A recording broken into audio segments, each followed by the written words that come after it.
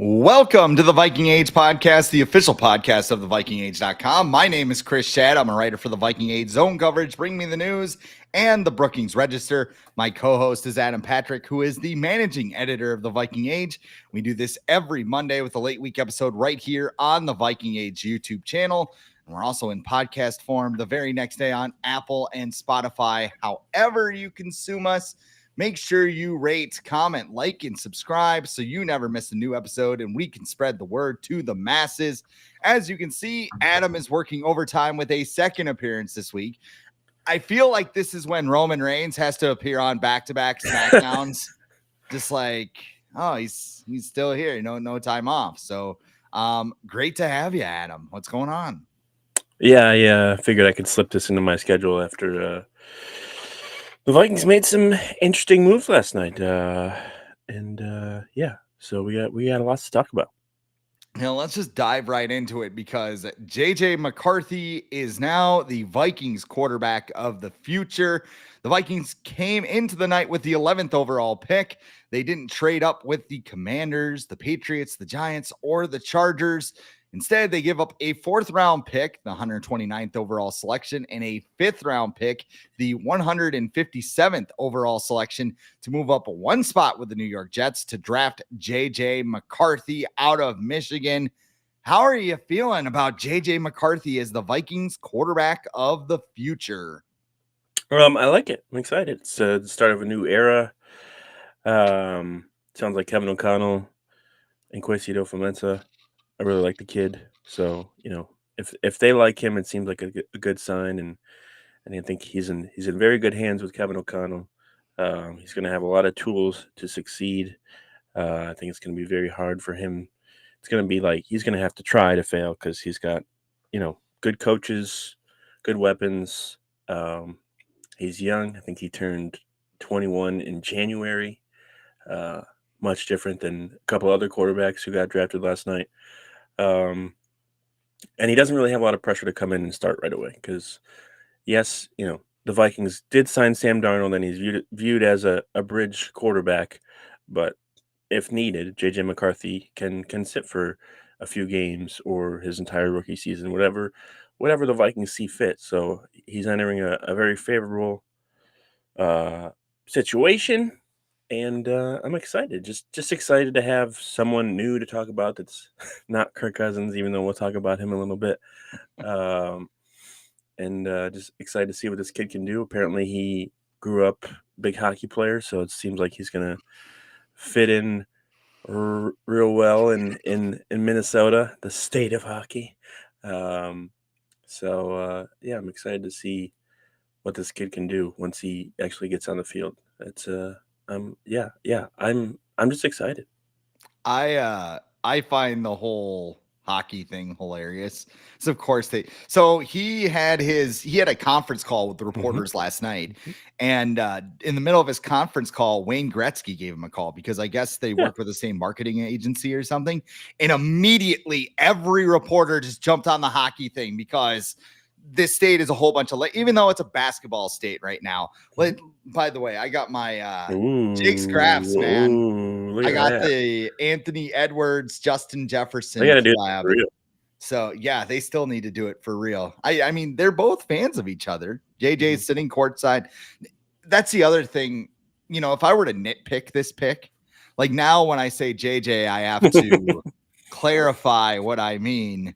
As far as JJ, which JJ? Shit. It's almost as bad as like if they would have taken Byron Murphy the second, right? Yeah. There's Byron Murphy second, then there's Byron Murphy Jr., then there's whatever. I'm also on 2 cups of coffee, so if I seem very like scatterbrained and like all over the place, I would have been better off coming into this podcast drinking 2 beers than 2 cups of coffee. But I also stayed up until 2 a.m. watching JJ McCarthy stuff. But anyway, aside of the little nitpicks here and there, I like this pick. Didn't have a large sample size at Michigan, of course, but he's 21 years old, so you have room to project. Guys like Michael Penix Jr., Bo Nix, those guys, they're going to be 24 entering their rookie season. I'm not comfortable using a top 10 or 11, technically where the Vikings were, pick on those guys and just trying to make it work. McCarthy has some upside to his game. And talking to him last night, not personally, but of course, in the conference call, he seemed to really want to be in Minnesota. I believe Joel Klatt said he was desperate to go to Minnesota. Just a lot of signs that he was really intrigued with Kevin O'Connell. He was intrigued by the weapons, and he was intrigued by the culture in Minnesota. And we've kind of, laughed at the whole culture aspect. It's a big deal because McCarthy wasn't the only prospect that thought about the Vikings that way. So, the Vikings have a plan in place. They're going to let him develop at his own pace. In the end, Sam Darnold could just be a house of cards that McCarthy takes over during training camp. But if he needs a little extra time, you can roll with Darnold for a little bit, and you can throw McCarthy in there when he's ready. So I like the pick overall. There could have been worse outcomes. You know what? I don't even know if there could have been better outcomes, because the other part that I like about getting him is that the Vikings didn't have to give up a lot. They went into last night, and you're talking about 2 first-round picks, 3 first-round picks. You even said on Monday you would give up 4 first-round picks to move up for Drake May. And in the end, the Vikings have to give up 2 day 3 picks. So to keep your other picks in this draft and keep your first rounder next year, which we'll talk about in a little bit, that's huge for me. So I like it. I like it a lot. Even if McCarthy flops, you're in a good position where 2 or 3 years down the road, you could be in one quarterback away mode. And if that quarterback is JJ McCarthy, this is a home run pick. If that quarterback is somewhere else, a free agent, or hell, it could be Kirk Cousins at this rate for all we know. Kirk Cousins tour too. It's very good for the Minnesota Vikings, and it's exciting. Yeah, just do what the Bears just did.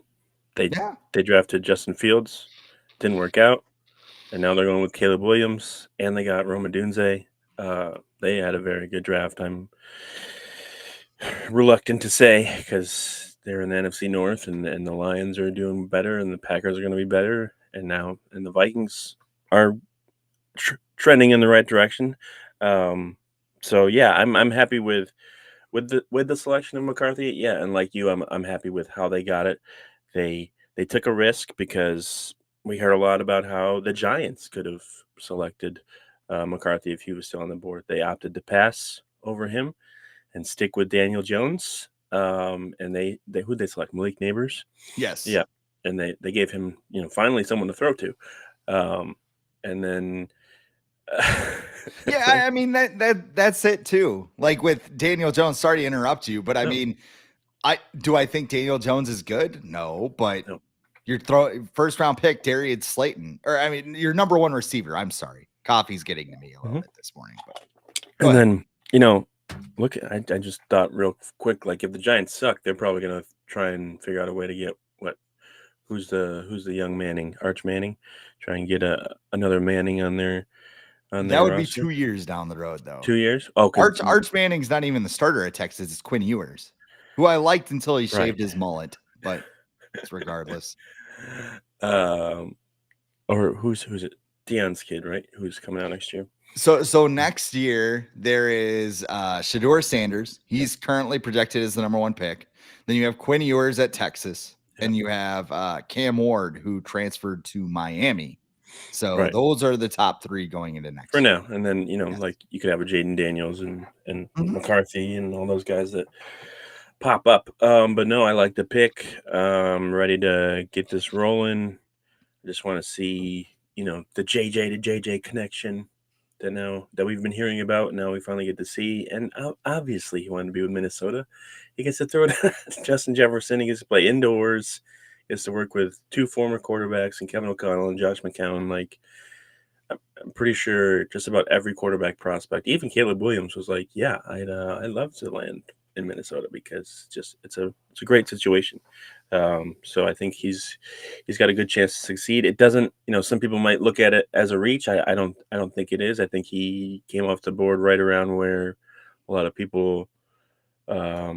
Thought, there was obviously some people who were like, oh, he'll go in top 5 or whatever. But for the most part, I think a lot of the mock drafts closer to the draft had McCarthy coming off the board at 11 where the Vikings were.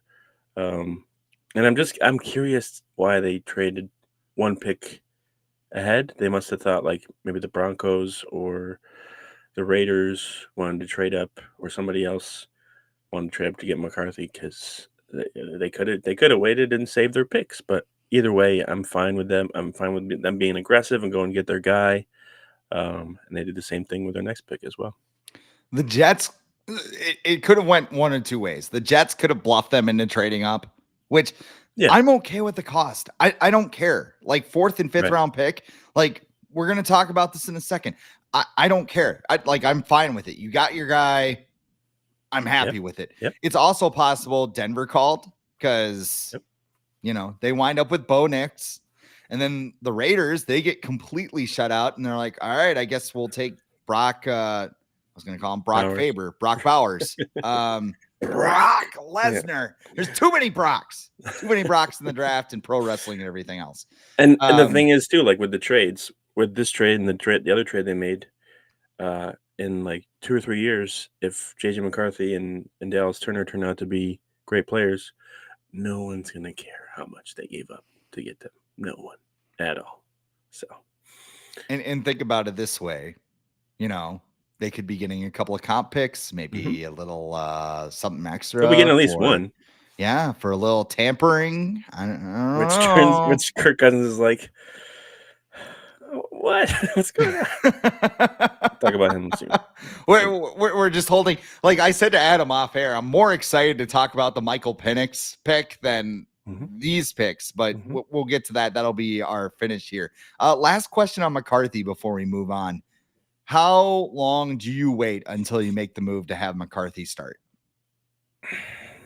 I mean, if he's ready to go day one, put him in there. It's good to get some, he's not going to learn any better, I feel like, than with on-field experience. But Kevin O'Connell will be the judge that. He's in the past, like he was very hesitant to put Jaron Hall out there last year. Now, obviously, Jaron Hall's a 5th-round pick, so much different. But even when Jaron Hall was like the only quarterback available heading into the Falcons game last year, Kevin O'Connell was still a little hesitant to name him the starter. So I feel confident that Kevin O'Connell won't put him out there if he doesn't think he's ready. And if he is ready, then that'll be fun to see. I think CJ Stroud was a day one starter last year, and that turned out to be a very good decision. He struggled a little bit at first, but then he kind of got into a groove.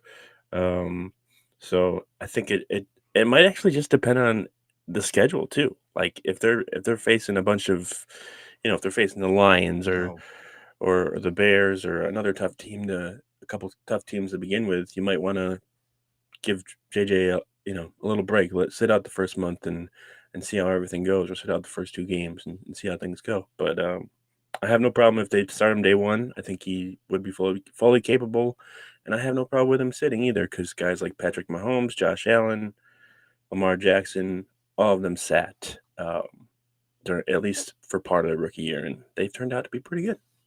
I am trying to look up the future opponents.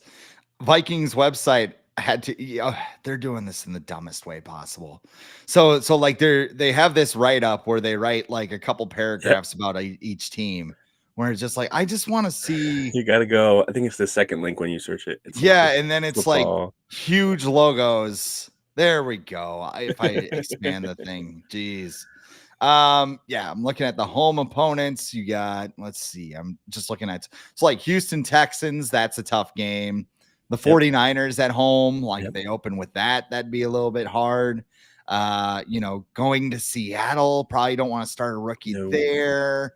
They got to be opening against the Falcons, right?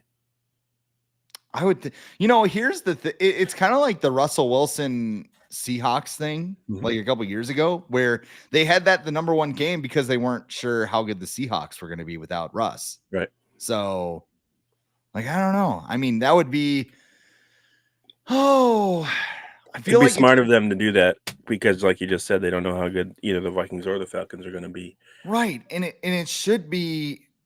You think that should be a primetime game, Vikings Falcons? I mean, I would like it better if it was. Yeah, I mean, Kirk Cousins won't, but I feel like some people like it would be a game that people would grab onto nationally. Like, it'd be like oh, one of those Monday night doubleheader probably games. right. Yeah. Like the 6 p.m. start or whatever. Yep. I could see that. No, I mean, it'll be interesting. Preseason's going to be fun too.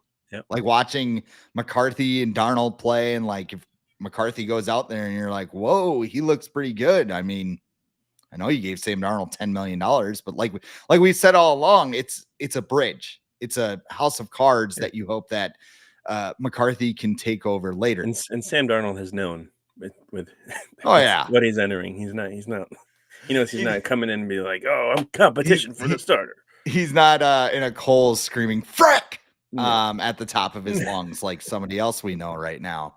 Let's talk about the Vikings' other first round pick. They get Dallas Turner, a edge rusher out of Alabama. The Vikings were at pick number 23 as a result of a trade with the Houston Texans before the draft. They give up a 5th round pick in 2024 and 3rd and 4th round picks in 2025 to move up 6 spots to take Turner. Turner was considered to be one of the top edge rushers in this year's class and the number 1 edge rushing prospect in this year's draft, according to the Athletic's Dane Brugler. How are you feeling about Dallas Turner as a Minnesota Viking? I mean, if you haven't seen it already, go look up the clip of Kevin O'Connell when Kwesi told him they were drafting Dallas Turner, and judging by his face, you should be excited as well because he was just like, "Oh, really?" He looks like my parents' dog when they dangle a piece of cheese in front of it. Right? Just like, Oh, what are we doing today? Yeah. Like, yeah. So, Kwesi was cooking last night. The thing about the trade is they give up a 3rd rounder next year, which they will get back because of the compensatory pick. So they essentially traded a 5th round pick this year and a 4th round pick next year to pick swap with the Jaguars to get arguably the number 1 defensive player in the entire draft. Yeah, I think that's a great pick. He's very athletic. I think he got like a 9.49 all right relative athletic score, which is crazy. He ran up like 4.49 40. I think Nick Saban said like he can cover tight ends and go sideline to sideline. So like he's got great pass rushing skills, just overall good linebacker. He's going to fit in really well in Brian Flores' aggressive system. And the thing is with him too, like he doesn't have to be a starter right away, which I think he might. He's talented enough to emerge as a week 1 starter. But they signed Jonathan Grenard in free agency. They signed Andrew Van Ginkel in free agency. So if they want to start him as more of a situational type pass rusher, they can do that as well. But yeah, like in the end, he might turn out to be the better selection of the two that the Vikings came away with tonight. It's just funny, like the last time I want to say they drafted an edge rusher and a quarterback was 99 with Culpepper and Demetrius Underwood. He was a D tackle, though, I believe. He was? Okay. I think so, but maybe I'm wrong. Defensive lineman for sure, but yes. Yeah. So, the bar is low for Dallas Turner to clear to be better than Underwood. But then, you could say, technically, you could say Anthony Barr is kind of similar. So, it'd be Teddy and Anthony Barr in 2014 as well. Just a good strategy to go pass rusher and quarterback when you have 2 first-round picks and you need them. But I like the pick a lot. What did I see? Someone might have been Carmen Vitale from Fox Sports who said the Vikings could be a top 5 defense next year. So that would be fun. Yeah, I like this pick a lot. I'm looking it up right now. Dallas Turner had an unofficial 9.49 relative athletic score. That is 85th out of 1,637 defensive ends from 1987 to 2024. I'm also laughing because the first article that comes up when I type in Dallas Turner RAS score is that the Falcons had a top 30 draft visit scheduled with Dallas Turner. Do you think some people have thought of this? Do you think the punishment was It couldn't. There's no way it could have been like an NBA trade. Like, we're not going to announce it, but you guys are going to swap picks. And no, it couldn't have been like that because, conspiracy theory, coffee again. Coffee stocking. I'm never going. Yeah, apparently this is worse than like slamming 3 beers during a Timberwolves game. But it's just funny to me because it's like you sign Kirk Cousins, you should take a win now player. Yep. Dallas Turner would have been perfect, and now he's a Viking. It's also going to be really funny when Dallas Turner sacks Kirk Cousins when they play each other this year, but I digress. Dallas Turner, the pick. I know our hot take purge was on Monday, but I'm going to make one right now. The Minnesota Vikings won't miss Danielle Hunter. The Viking fans won't even miss Danielle Hunter, and this is why. Danielle Hunter was really good. Like, he's a very good player, and he's going to do good things in Houston, but he was good at one thing, and that was getting to the quarterback. They tried doing the whole like zone thing with Ed Donatel. You can say what you want about Ed Donatel's scheme. Danielle Hunter is not a zone rusher or a zone coverage guy. He is good at getting at the quarterback. Now you have a guy that Nick Saban said, they didn't just use him primarily as an edge rusher at Alabama. They used him on the edge. They used him in the middle. They used him, as kind of this movable chess piece. And there's so much versatility with this pass rushing group now. Think about what you have. You have Dallas Turner. You have Jonathan Grenard, who you signed in free agency. Andrew Van Ginkel, who is a pure pass rusher, but can also do other things. Blake Cashman, who's good at getting to the passer. And Ivan Pace Jr. Congratulations that he switched his number to 0, by the way. You said me that, and yeah. Why'd you say congratulations to me? You wanted it to happen. Oh, yeah. Well, it had to because Marcus Davenport left. Why did it have to happen? Like, what's wrong with 44? Is that what it? Wait. No, he was 40. He was 40. That's just a weird number for a linebacker. And 0, it just aesthetically. Plus, it was his number in college. Yeah, I think it just it looks much better. And I guess I didn't care. No. Whatever makes you comfortable, I guess. And he's gonna sell. He's gonna sell a lot more jerseys. This is true. This is very true. Yeah, I just see all of this and Hunter had 16.5 sacks, but the Vikings pressure rate was one of the worst in the NFL. So you get a group that it can consistently generate pressure. I don't think Danielle Hunter will be missed by Vikings fans. So there's that. Yeah, that's the thing. They can create pressure now without blitzing the house, every third down. They can get a little more versatile and scheme a little better. Because I think towards the end of the season, Florida's defense started to get a little figured out, especially against the Lions and the Bengals, especially when Jake Browning just had the game of his life. So I think this will give Florida a little more flexibility and not feel like he has to blitz, 6 or 7 guys every third down or second down or whatever. So it's going to be fun. I think that's the thing too in training camp. I think this defense is going to give the offense a lot of problems. So it'll be hard to maybe see how good maybe someone like JJ McCarthy can truly be, because he might be going against one of the best defenses in the entire NFL. Hopefully. Yeah, this defense, this will be fun. It might be fun to watch again. It's been a while. 2019, maybe 2018. Yeah, 2019, I would say, because 2020 was the disaster year. I mean, last year was fun because of the new scheme and everything, but they still gave up like a ton of points.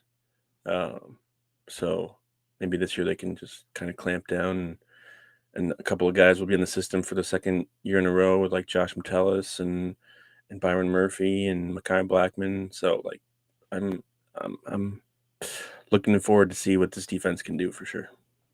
Just very quickly, Tristan and I sold. I don't know how to pronounce that name, but he's like, "Hey, we live?" Yes, we are live. That actually sent me into a bit of panic because I checked the YouTube tab and everything else. So we appreciate it. Yes. Tristan, I'll just call you Tristan. He also says the Vikings got it right. So many people wanted us to use 3 first-round picks to get McCarthy. We used one with a 4th and a 5th and getting a 6th-round pick back. Yep. Like we said, we like the deal. We like the fact that, you didn't give up the farm for Drake May. Is McCarthy going to pan out? We don't know. But you use that 2nd-round pick that you held on to, or first-round pick, I should say, that you held on to, and you got Dallas Turner, which is kind of where we are at now. What did you think about the cost to get Dallas Turner? Because I saw a lot of people lumping it in with the Houston Texans trade, where it's like they gave up 2 second-rounders and 2 third-rounders, and I don't know the exact. I don't have it in front of me, but are you? I don't care. Yeah, I don't care. I don't care about draft picks that historically have a lower chance of succeeding and making an impact than going up and getting arguably the best defensive player in the draft. I don't care at all. They didn't give up first-round picks. There you go. That's it. Like I said a few minutes ago, if Turner and McCarthy are good in a few years, no one's going to care what they gave up to get them. No one cares what the Chiefs gave up to get Patrick Mahomes. No one cares what the Bills gave up to get Josh Allen. Like, these trades become irrelevant very quickly if the players do well, and that's what the Vikings are banking on. And I think they're making a good gamble with these two. Yeah, I mean, sorry, I was just checking the comments one more time. I got to get better at this, but of course, again, if you're just joining us, I'm on 2 cups of coffee, so I am wired. I don't know how many times I'm going to mention that, but I in the back of my mind, I'm just nervous. I'm just nervous because it's like, oh, you sound like dog shit. Well, this is why. No, you're good. Here's the thing too about this. And Vikings fans aren't going to be familiar with this because they haven't been for the last couple of years. The Vikings have $102.4 million in cap space next year. And I know they have to sign Justin Jefferson. I know they have to sign Christian Darrisaw, so that number will go down a little bit. But there's this website called Over the Cap.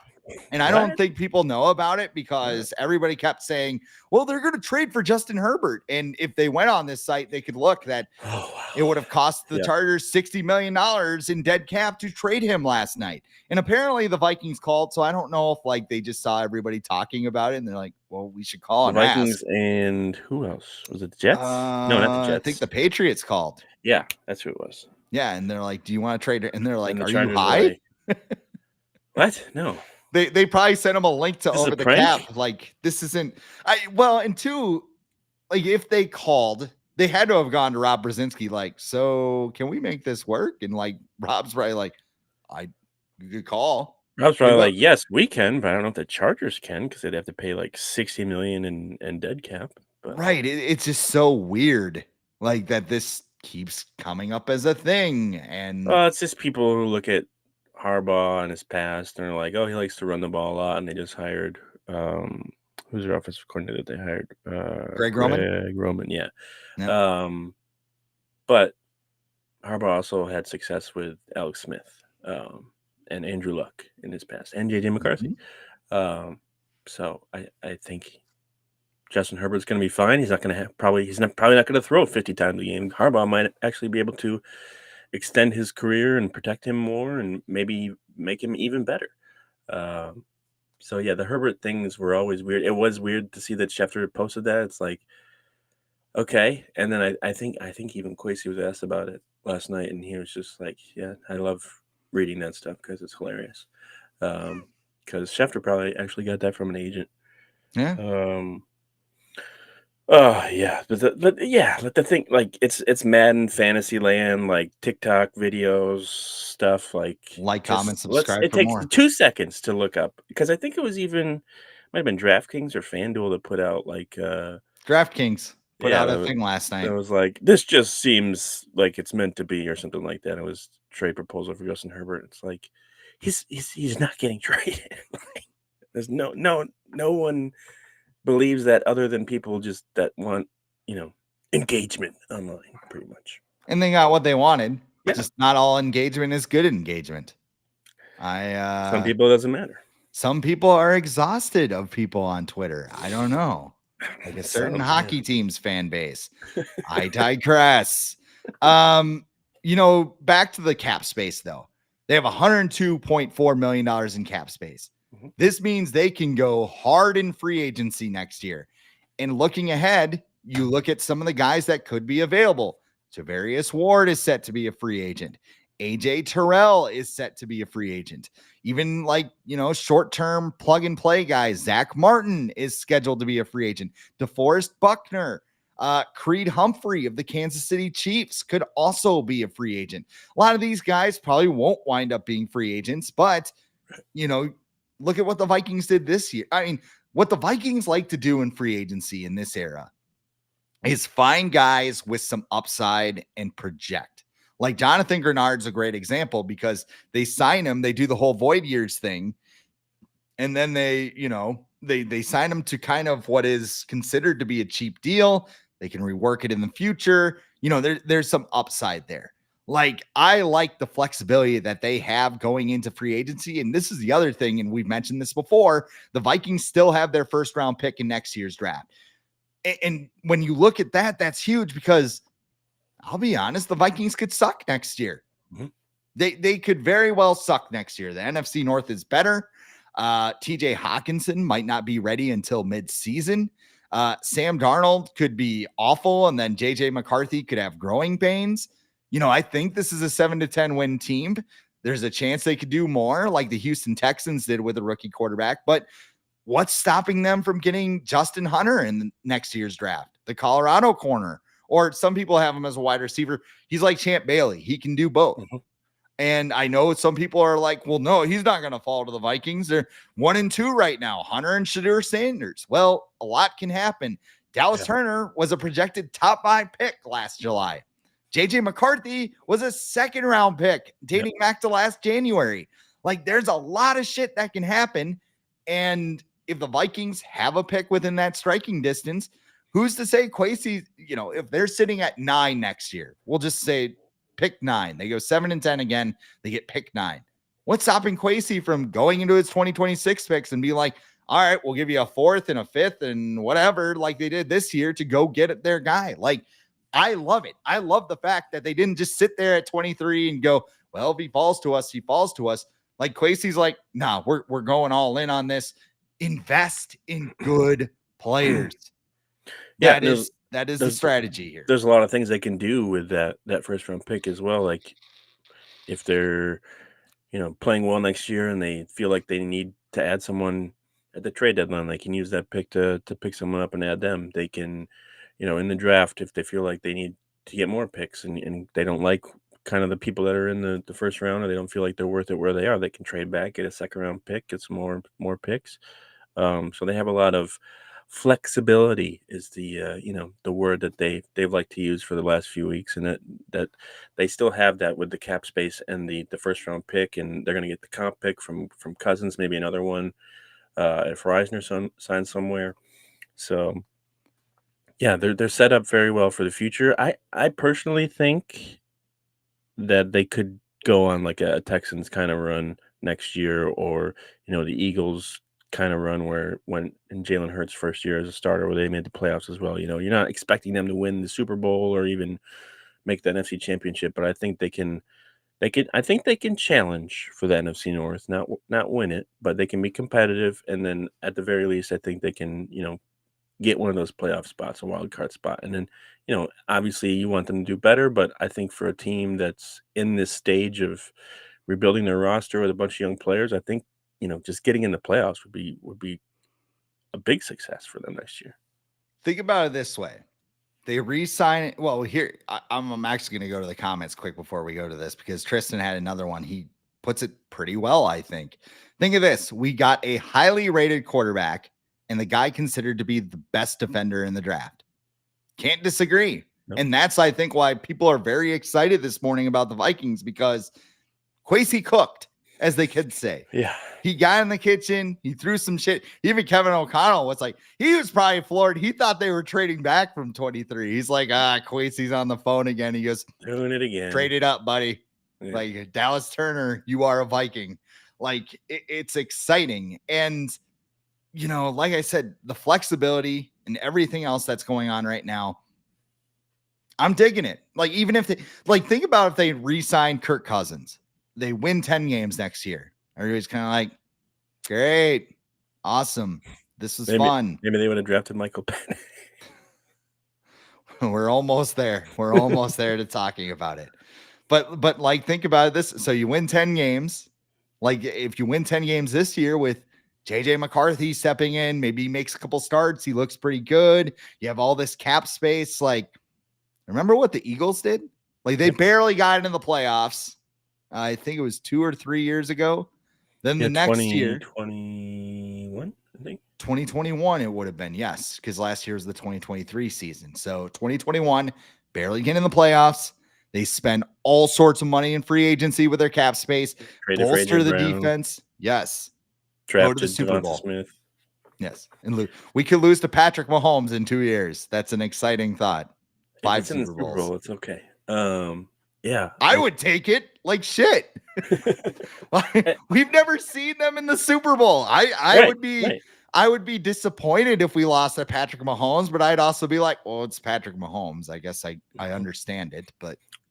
Well, and Kwesi comes from a similar kind of approach that the Eagles use in terms of like analytics and taking chances on guys with high upside. So it seems to be they're following a similar formula, because that obviously worked with the Eagles, who, they had a bad season with Doug Peterson. They got a new head coach, and they didn't really kind of, miss much of a beat. They had like last year was difficult for the Vikings, but there was a lot going on. There was a lot of injuries.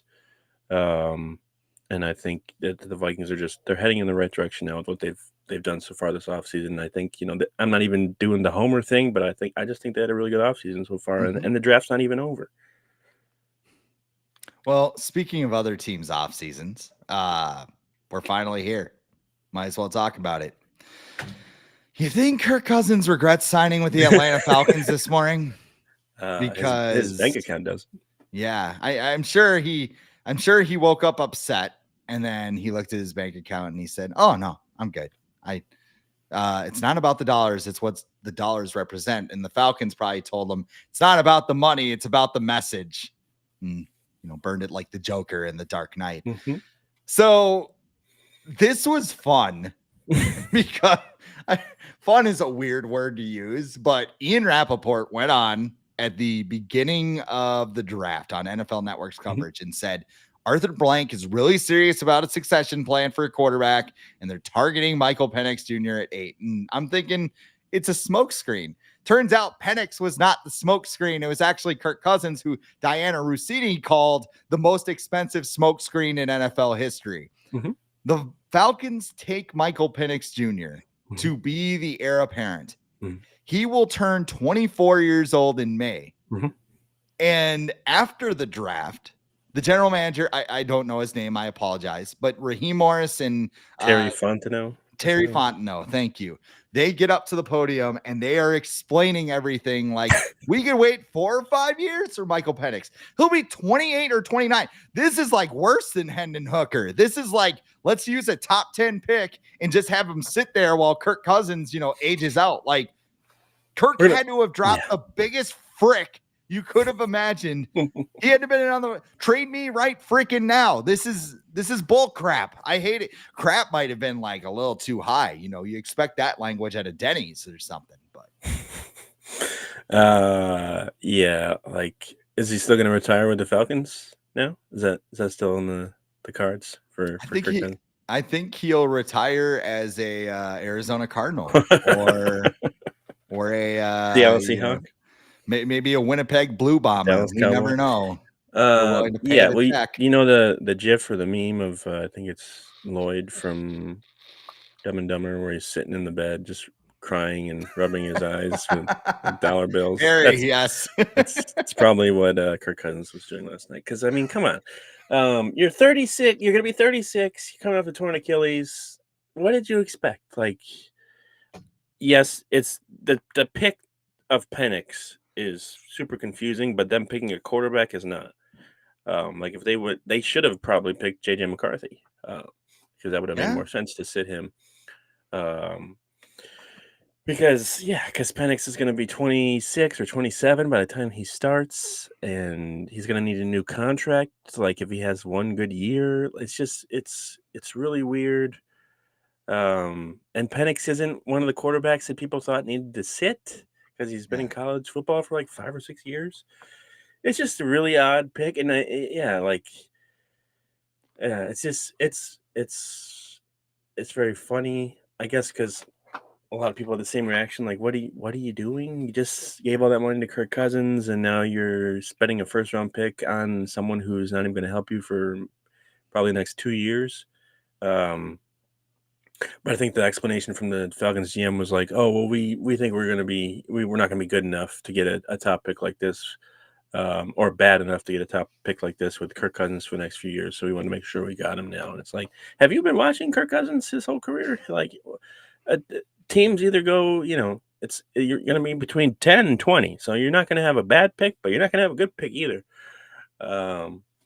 It's very it's interesting, and I think the comments coming from Kirk's camp weren't surprising. They weren't like overly like malicious or anything, but Do you want me to read those? I have those right here. he has a way of saying things in a mean way. Like he has a way of saying nice words in a mean way. I'll put it that way. The head of the negotiating table, Mike McCartney, Yeah. he actually said, I don't even think it's like a malicious way, but it's interesting. He was asked by, I can't remember who had this, but he said, Mike yes. Garofalo. What's that? Mike Garofalo. Garofalo, thank you. He said, yes, it was a big surprise. We had no idea this was coming.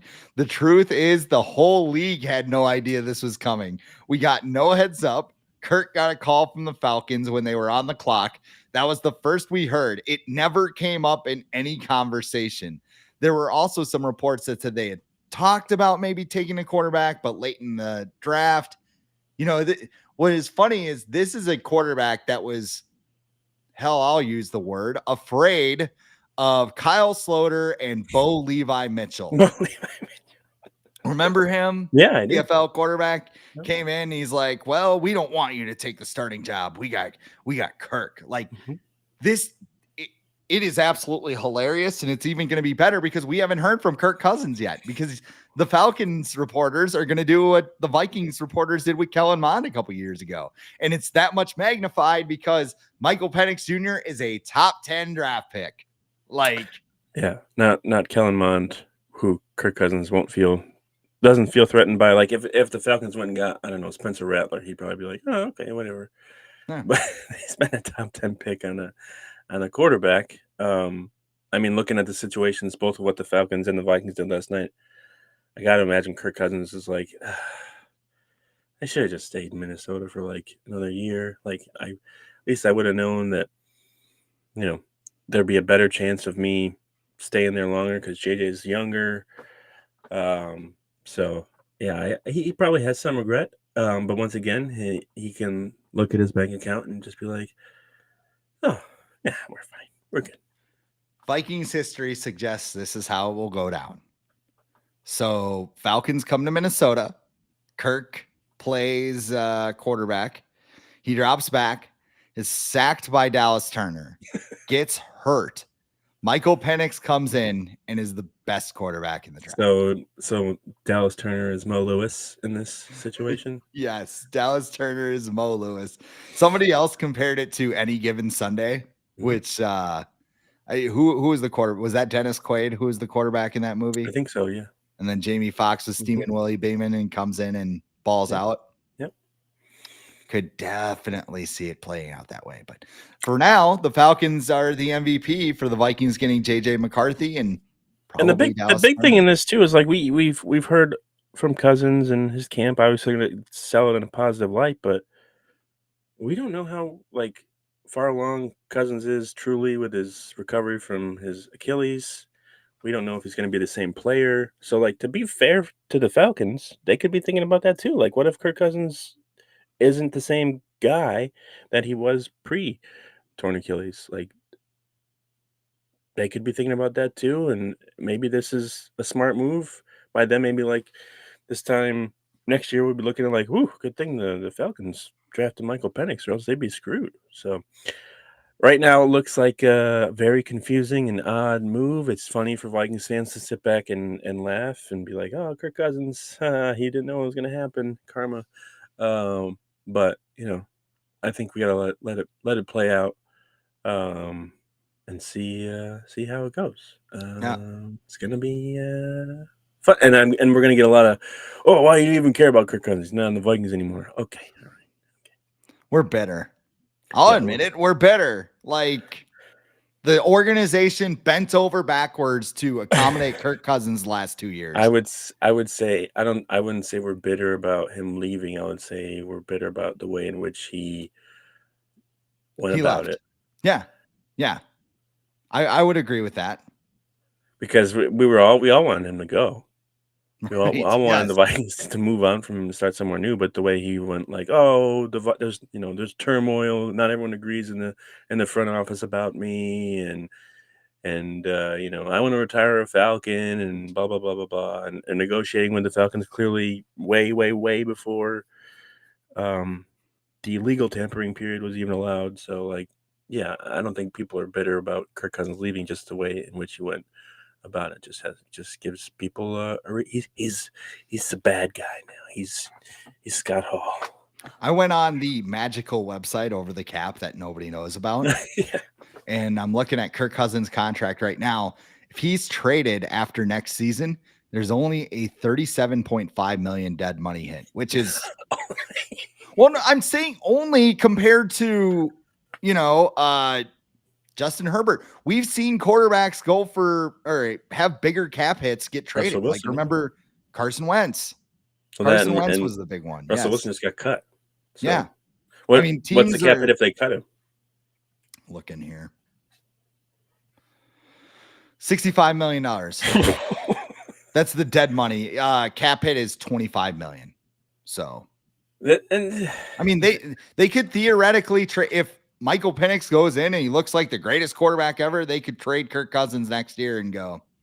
So is this an owner thing? Because you mentioned Arthur Blank wanted a succession plan. Is this owner driven? Do you think? I think it's 1,000% owner driven. Yes. Like he told them take a quarterback, and I'm sure like Fondo and Morris were like, "Excuse me, yeah, like, we might not have a first round pick next year. The way things are looking." Yeah, right. So like, I guess if it's the owner's decision to do this, and he's willing to possibly pay Kirk Cousins that money to not even be on the team, then whatever, it's his decision. But also, whenever owners get mixed in, into decision making, Jerry Jones, David Tepper, now Arthur Blank, it never turns out well, does it? It never turns out well. That was, speaking of David Tepper, that was one of the funniest picks of the night. Yeah, did you see the other story about him though? No. What getting mad at the restaurant for putting a sign out that said "Don't meddle in like your team's picks" or whatever, and he like walked in the restaurant and talked to the people about it. That's wild. I was talking about Xavier Leggett. I guess he apparently said, "Oh yeah, the Panthers are going to take me at 33," and everybody was like, "Huh?" So like a lot of teams probably called. The Bills Chiefs wound up having the 32nd overall pick. So a lot of teams were probably trying to call and get that pick, and Bills fans are not happy today. No, they're receiver not. to the Chiefs. They're like, "What are you doing?" Yeah. Somebody else said the Chiefs receiver room is crazy because you have Xavier Worthy with a 4.2 40, Hollywood Brown 4.3 640, and Rashee Rice 119 miles per hour. Too soon? It might be too soon. Hey, no one got hurt, so you can laugh about it. Well, I mean, no one died. I'll say that. No one died. Allegedly got hurt. What else from draft night kind of caught your eye? I don't know. I thought it was a fun night overall. I feel like there was kind of turned out chalk in the beginning. I think once after the Patriots made their pick with Drake May, it was kind of like, all right, see, and then it was like Vikings fans all feeling the same way. We're like, okay, we're gonna trade with the Cardinals. Nope, they're picking Marvin Harrison. Okay, are they gonna trade with the Chargers? Nope, they're picking who they get, Joe Alt.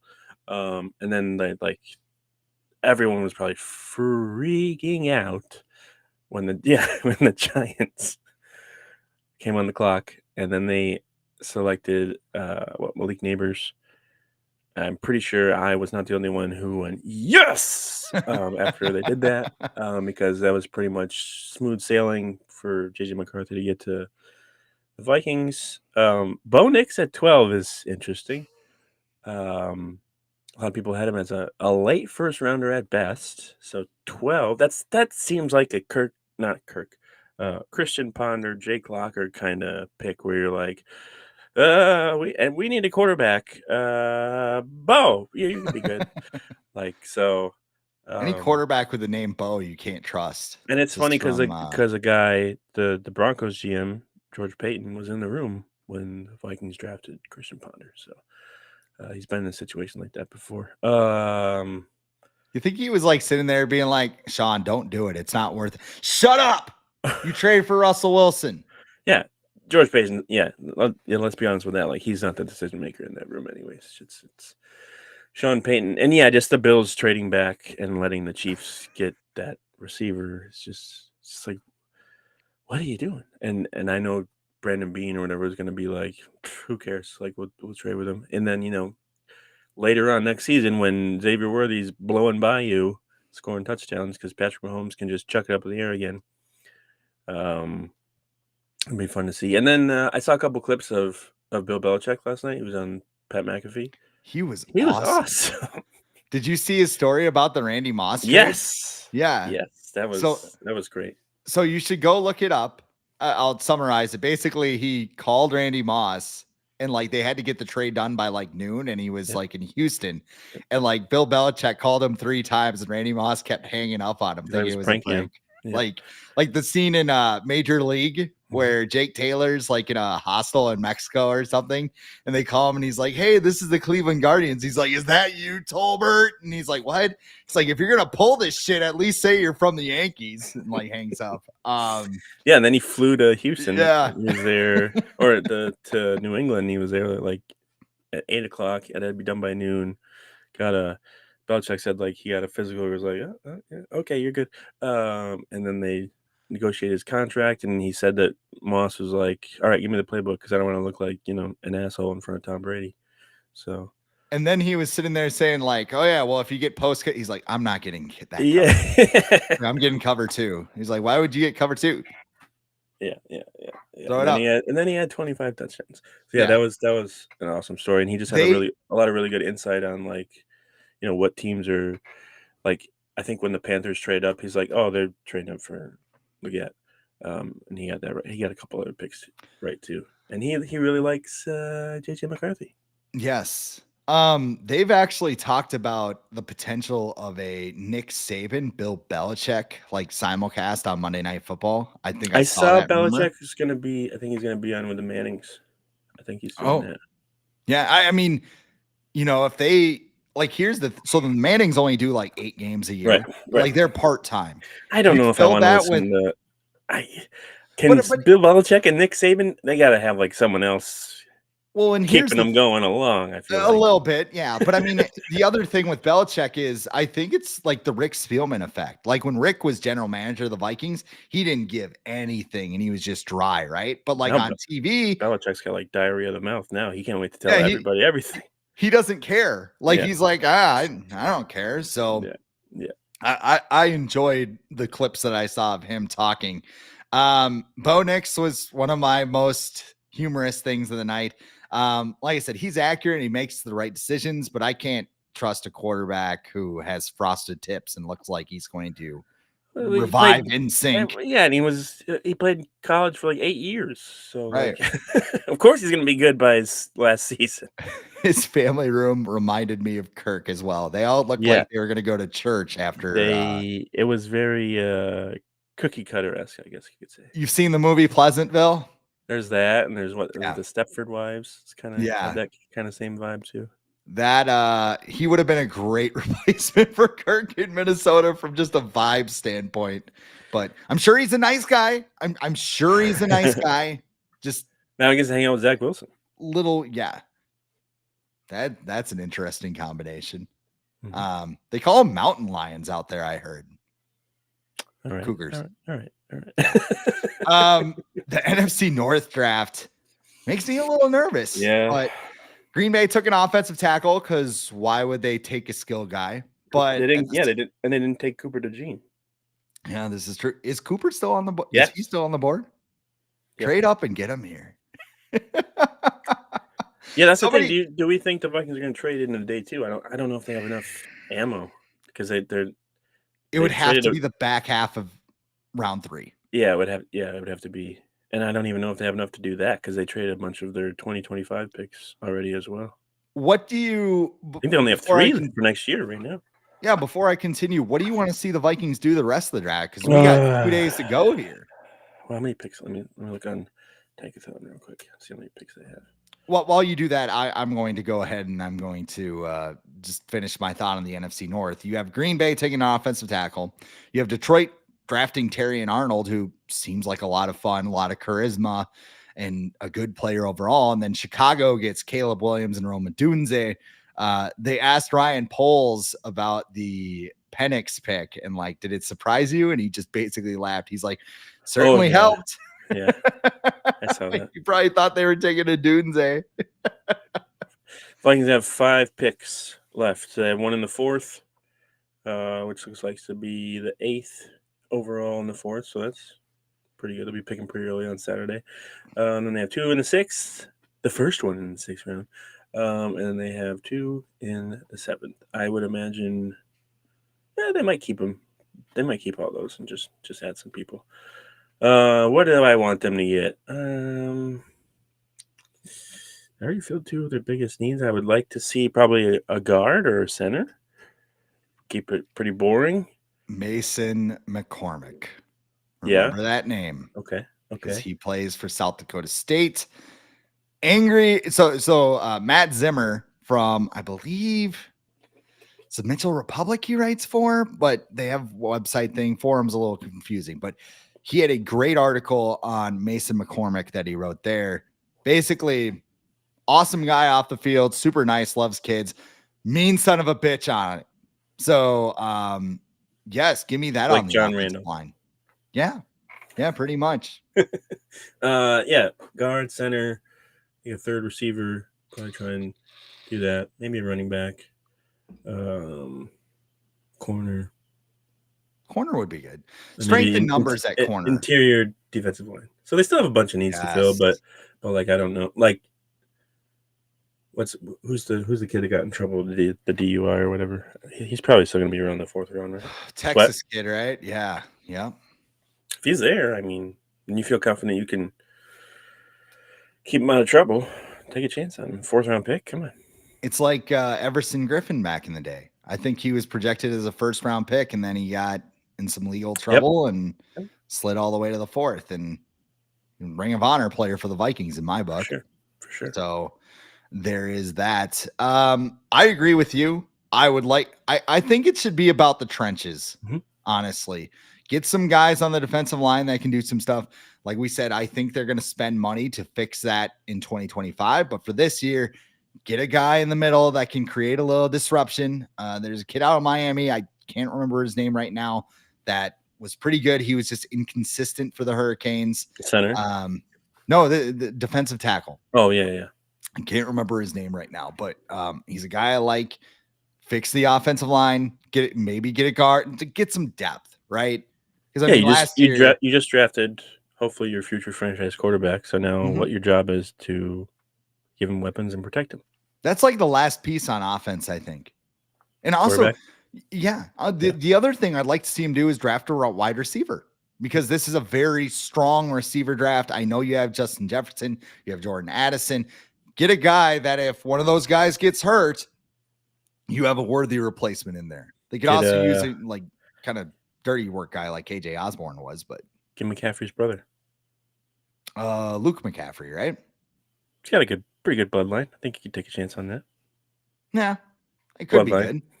good. Yes, different kind of bloodline. Hey, Yes. there's another draft tonight too. Yeah, there's who's going number one in the Oh, WWE I don't draft. know. I don't know.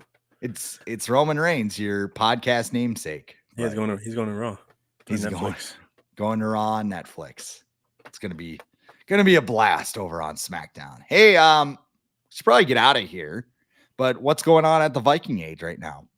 We're gonna have a lot of coverage on JJ McCarthy, Dallas Turner, kind of give people a little more insight and info about these guys that maybe for those people who aren't familiar, keep an eye on everything that happens today in case the Vikings figure out a way to get back into the second or third round. I don't think they will.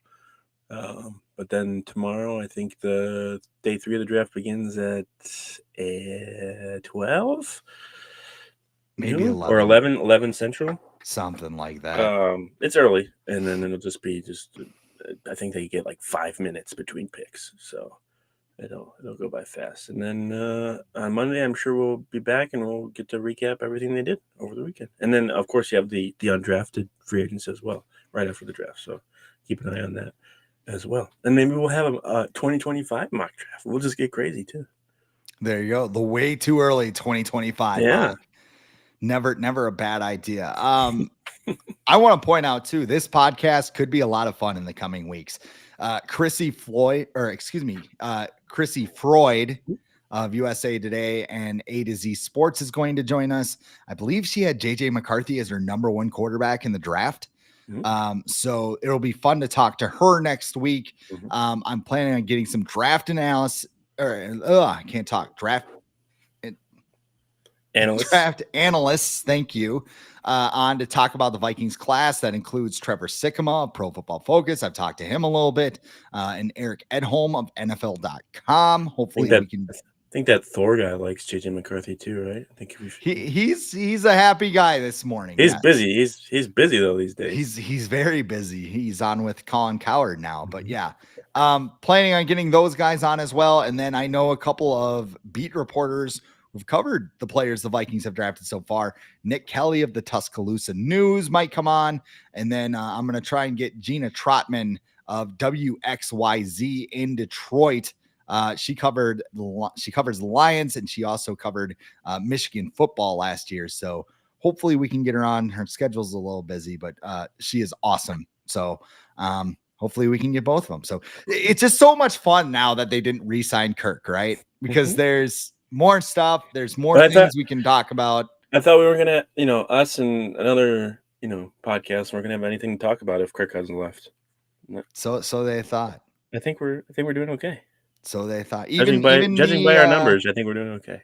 Even the staunchest supporter, who I would love to have on the podcast, by the way, came to they're just going to take 2 defensive players, and then at the end of the draft, he's like, "Wow, this is so much fun! Like, this is so exciting! Like, buddy, we tried to tell you, like, trust the process. No more doom and gloom. No more doom and gloom. That is for sure. Keep that smile like Kevin O'Connell and Kwesi always do. Yes." So anyway, follow us on social media. He's at Adam Patrick NFL. I'm at The Real Chris Schad.